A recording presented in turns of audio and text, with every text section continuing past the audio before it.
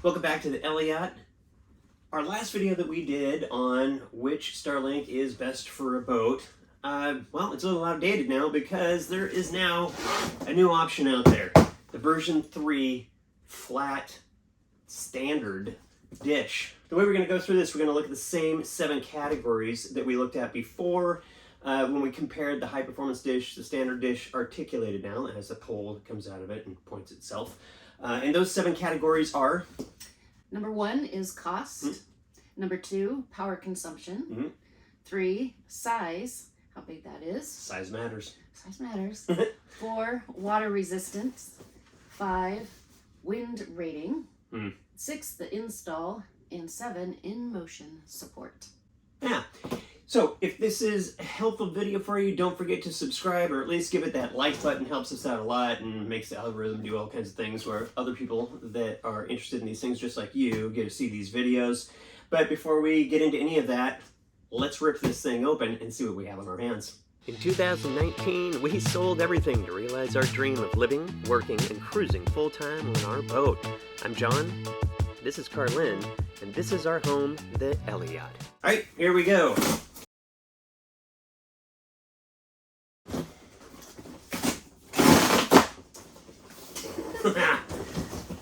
Watch out. All right, so first of all, thanks. We have a dish.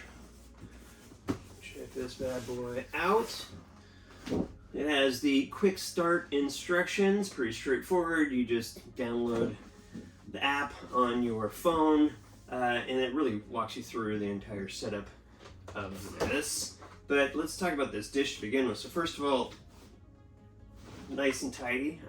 It's about 7 pounds, and it has this kickstand on the back that you can just, well, you could put it on your bow if you don't want to do a permanent install. We'll talk more about that though, because this is going to be, when we talk about the install piece, this is going to create a challenge on boat. But there are solutions, so hold on tight for that. Let's see what else comes in the box. Right. Cables, cables, cables.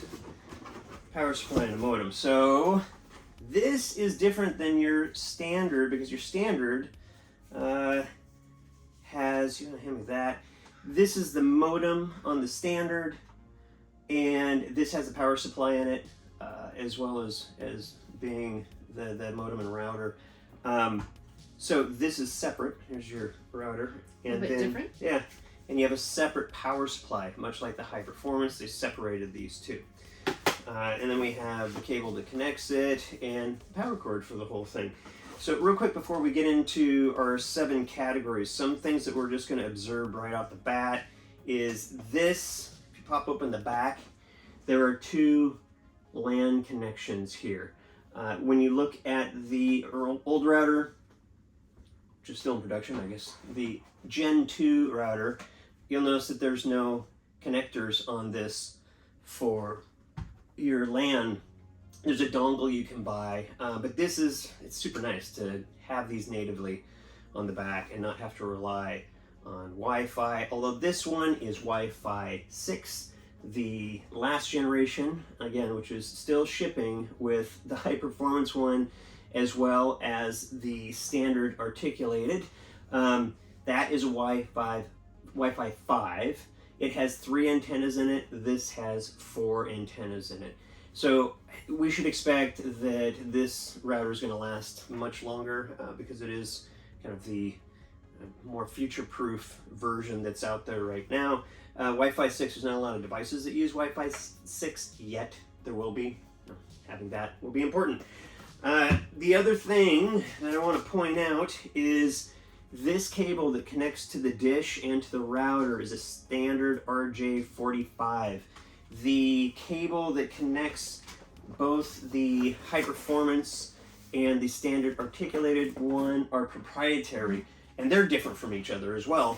But they're these goofy little connectors. The reason I have another one of these cables on hand is because a common failure on the standards is these cables fail. They're pretty delicate, so it's cool to see that Starlink has just gone to, well, quite frankly, a weatherized standard connector. That's a big deal. I like that. All right, And the power supply, one thing that people are often disappointed by on using a Starlink on their boat is that they need to have, they need to have 110 or 220. It functions on both of them, obviously. In North America, most everybody's going to be on 110. There are conversions. Go ahead and search YouTube that you can convert these to 12 volt if you want to do that natively on your boat. We have an inverter that we run all the time, so we're fine being on 110 AC. All right, so that's the quick rundown of the dish. I will show real quick, because it is related to the connection. The connection is right here for the RJ45 that this connects to. I like this because when you have it standing up, it's fairly protected underneath the dish. And we'll get into the installation piece, but this mount actually slides right out of it.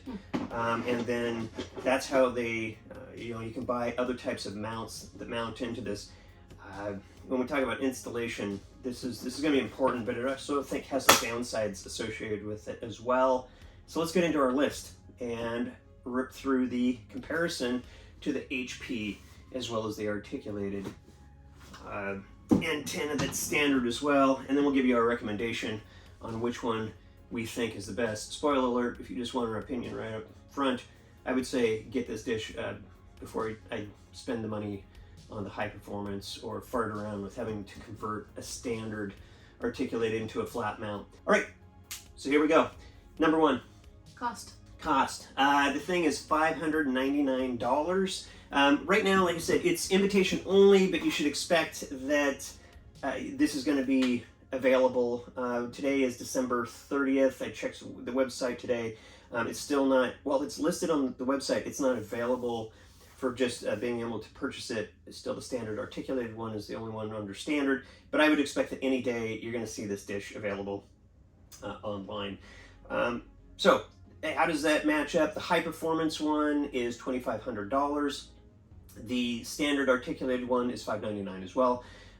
So it's very much the same cost on standard, and they're now going to call it the standard flat, and they're going to call it the standard articulated. Right now, both of them are still available.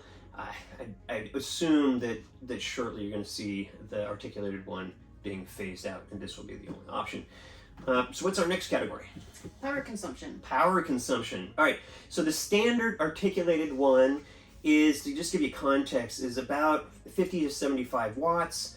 The high performance one is really almost double the size of the standard articulated, and therefore it draws about twice as much power. It's 110 watts to 150 watts.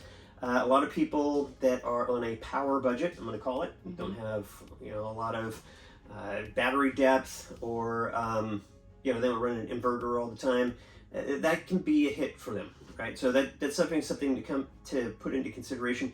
This dish, it's about 75 to 100 watts that this is going to consume. The higher end of it is when it's in snow melt feature. So if you're not going to use that, you can pretty much bank it's going to be on the lower side of that power consumption. So for those of you that are power misers, that might be a little bit of a downside. Personally, I don't think it's that big of a deal, but that's just me. The next category. Size. Because size matters. It is 23 inches by 15 inches. So the standard articulated is 20 inches by 12. Yeah. And then the high performance is 20 inches by 22 inches. So this one's a little bit longer than the other two options. It's a little bit wider than the standard articulated, and it's a little bit narrower than the high performance one. Space is always an issue when you're thinking about boats and where you're going to mount this. I personally think this is a reasonable size. Just so people are aware, there's actually a much smaller version that is approved by the FCC that Starlink applied for. We haven't seen that dish yet. So if size is super important to you and portability, hold on tight. There's going to be another option out there, in my opinion, because they did get the approval. But as far as I'm concerned, on a boat, Mm-hmm. I think it's a reasonable size. I will close with this on the size piece. The smaller one that is, the articulated one, this is one that we've modified into a flat mount to put on our hardtop. It has a 100-degree view of the sky. This one has a 110-degree view of the sky, and the high performance has a 140-degree view of the sky. The way these work, which confuses people still, these are what they call a phased array. So basically, they electronically track the satellites as this is possibly moving, as well as the satellites are moving. So it isn't like old satellite dishes that had to point directly at satellites. When you do hook this up to your app on your phone, it is going to recommend that you point it in a particular direction. It's going to tell you that it wants to be tilted a particular direction. Our finding has been, both with the high performance and with converted standards that used to be articulated, if you lay these flat, I see no issues. In fact, we tend to get better performance. I don't know if it's being pointed by Starlink so that they can manage the utilization of their satellites more effectively with all the different dishes that they have. I don't quite understand exactly why, but I can tell you one thing: it performs as good, if not better, when it's just flat. You will notice that there is a little bit of a tilt on the high performance one, on the wedge mount. It's to shed water. That's really the only reason. And obviously if there's snow melt and it heats up to get the snow melt off, you want it to be able to go somewhere.